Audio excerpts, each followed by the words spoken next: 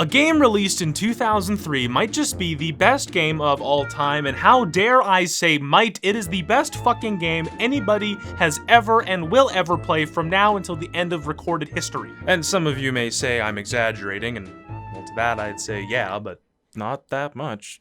Let's roll! While it's without question this game is a timeless fucking masterpiece, it's not without its flaws. And it truly brings me great pain to say that. I mean, even revisiting the game, making this video, my heart swells with nostalgia, reliving every mission and quote to a perfect soundtrack. This game is phenomenal. Now, like many of you, I'm sure I fell in love with this game when I was very young, and it's only when revisiting this game, a little older, more of a refined perspective on things, it's clear you see that this game falls just a little short, and today we're going to dissect those flaws that mar this otherwise brilliant game, analyze the very few shortcomings, and talk about why this game narrowly misses a 10-star review. Now, naturally, you clicked on this video anticipating the most well-articulated commentary since fucking Shakespeare, and that's exactly what I'm about to present to you, but considering how old this game is, I'm sure you're a little familiar with it at the very least, but in case you aren't, let's just recap it a little bit. In essence, it's a PG-13 GTA Simpsons texture pack. There are 3 different levels, all open world, that allow you to explore different parts of Springfield. This was fucking nuts for the time. As you progress through the game, you get to play as different characters: Homer, Bart, Lisa, Marge, and Apu for some reason, him too. To continue through the story, you are sent on little quests that range from collecting items to racing across town. But the general storyline of the game goes like this.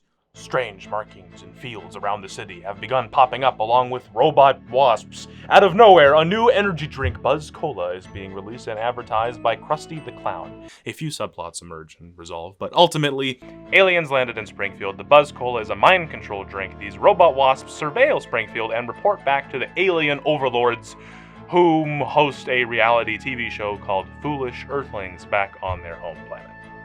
Okay, you're all up to speed. Let's move on. Now, of course, before I make it rain with my 2 cents here, it's very important we acknowledge that we're criticizing this game by the standards set on release date, not by today's standards. Otherwise, I would just grill this thing for half an hour. I'd be sounding like my Tinder dates going, "Where's the rest of it?" with a puzzled look on my face. In 2003, this was a considerable amount of content. Now, I must have gotten this game in like 2006, and it really blew my mind. It had quite the chokehold on me, directly responsible for my pale skin, bad relationship with mom and dad. Where my life lacked hugs and kisses, this game compensated with its timeless gameplay, a well-crafted storyline, endearing characters, and genuinely funny dialogue. Okay, I got a lot of emphasis on that, okay? All too often, these games are trying to be funny, and it comes off cringy, and they're trying too hard. No, not this game. It's plain as can be. There was passion put into this, and it shows. Even your most casual Simpsons fan drowns in references, leaving even more for the hardcore audience. Unfortunately, and it brings me lots of pain to say it, it's clear to anyone this game had the potential for a lot more. Hit and Run has 2 problems. Dull, repetitive, monotonous gameplay, and very surface-level mechanics. Okay, when you strip away The Simpsons from it, it's a very weak game. Now, it's gonna take most people a couple hours to get through. You have 49 different missions, 7 different locations or levels. Now, out of those 49 missions, the variety is minimal. You're either racing somebody or a timer, escaping someone, following someone, collecting something on foot, collecting something in your car, hitting something till it blows up, or hitting/following something till it drops an item for you to collect. Now, that's all fine and fucking dandy, but I would argue that these missions are fundamentally identical. I mean, racing somebody or a timer, that's a fucking race. Following someone or escaping someone, yeah, kinda still a fucking race. And I don't care if you're in a car or on foot, collecting an item is collecting an item. You basically have 2 missions the entire game. Racing shit, collecting shit. That's it. Now, don't get me wrong, the developers ingeniously disguised this monotony. I mean, many of you probably didn't even realize how similar the levels were until I pointed it out.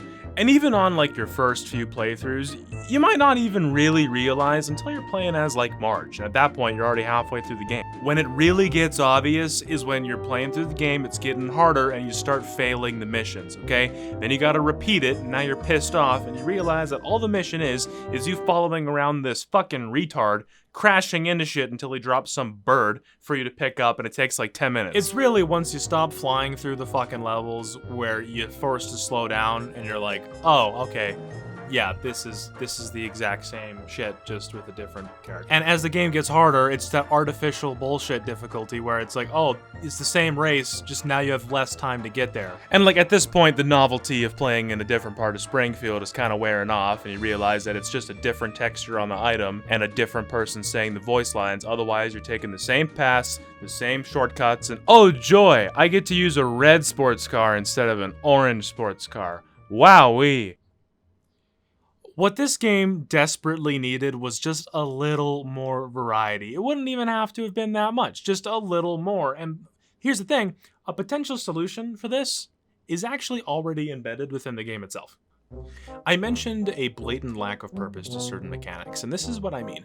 Around each level, you occasionally encounter these massive flying wasps with cameras on them, and these wasps will shoot you with an energy ball, spewing coins off your corpse like you're Sonic the fucking Hedgehog. Now, these wasps, however, play a minor role in the story. They surveil Springfield for the Alien show. They're so scarce, they add very little to the gameplay. Coins are abundant, and you can't die, so why are they there? In my opinion, they're there solely to complement the kick. All 5 characters have the same 2 attacks. A gay little kick, and you double jump, ass slam the ground. You can kick boxes, vending machines, wasps, little objects like street lamps or trash cans, and of course, citizens of Springfield who lie there and take it like a disinterested housewife. Alone, these 2 mechanics, the wasp and the kick, are so functionless that the game plays out exactly the same had they both not been there to begin with. The wasps are at best something you just kind of have to deal with. I can think of a million alternative ways of collecting coins. The only unique thing about the kicking is beating the fucking shit out of Ralph. Of course, with a little extra depth, exploring these mechanics just a bit deeper, we can actually improve the complaints I have here drastically.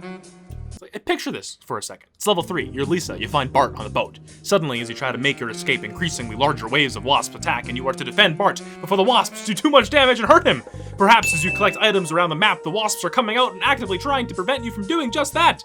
You see, you add purpose to the mechanics, and a completely different type of level along with the extra difficulty as the game progresses. I will say this though, the difficulty does increase a fair amount as the game goes on, and I really appreciate this. 03 was a time before pussies. Set to Kill, level 6-6, took me 3 hours to beat at 19 years old.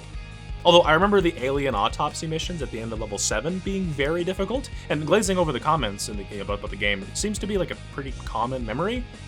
I aced all 3 my first time when I came back. Set to Kill though, Set to Kill was a bitch. I've since learned you can totally cheese it based on how the time resets when you actually break the last booth, and there's this glitch to keep the roads clear. But when you play it the way I think it was like meant to be played, that motherfucker kept me up past bedtime.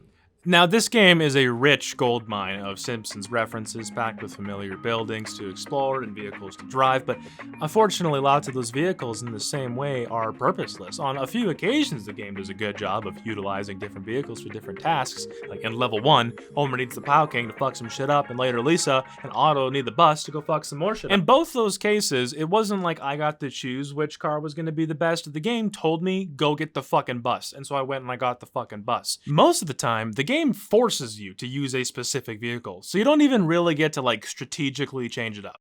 And even if you did, almost every car can beat almost every level. There are few examples where, like, regardless of how you play it, regardless of your skill, it is not possible to beat this level with this car. Most of the time, you know, with a little bit of practice, might be a little difficult, but you would be able to get through. But half these levels are just drive fast anyway, so you'd be a fucking idiot to select anything else. I mean, you're really not going to use the Plow King again unless it's for shits and gigs. Shamefully, these bigger vehicles are only used to fuck shit up, like smashing a car, because the bigger car has more health. So still the same type of mission, but oh, you gotta use a different big car this time. How creative. Imagine if vehicle size played a more pivotal role, blocking pathways or acting as a shield against those relentless wasp attacks. I would have loved to see more hidden areas too, where jumping into a taller vehicle could give you enough height to get somewhere secret. They do a little bit of this, but it's so rare. Again, it's like it's not even there.